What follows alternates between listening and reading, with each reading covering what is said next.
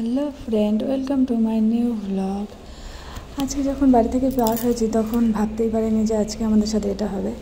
আমরা খুব খুশি খুশি মনে আজকে যাচ্ছিলাম নৈহাটি বড় মা পুজো দিতে।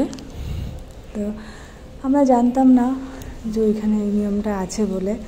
তোমরা জেনে রাখো, তাহলে ভবিষ্যতে তোমাদের কাজে লাগবে, তোমাদের আমাদের মতো গিয়ে ফিরে আসতে হবে না। যাই হোক, আজকে বলি, আমরা সকাল সকাল উঠে রেডি হয়ে আমি, আমার বর, আমার শাশুড়ি মা তিনজন মিলে বার হয়ে গেলাম নৈহাটি বড় মার পুজো দেওয়ার উদ্দেশ্যে।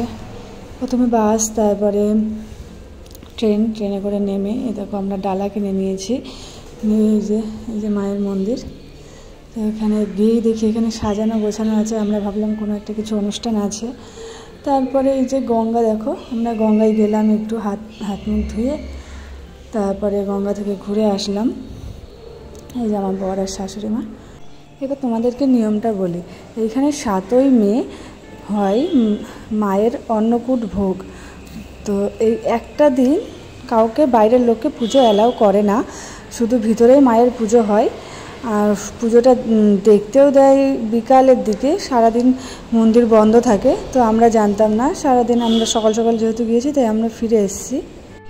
তোমরা যদি এই দিন যাও তোমরা মায়ের ভোগ খেতে পারবে, আর সেটা একটা আলাদা রকম অনুভূতি। কিন্তু আমরা যেহেতু অত বিকাল পর্যন্ত থাকবো না, সেই জন্য আমরা চলে এসেছিলাম।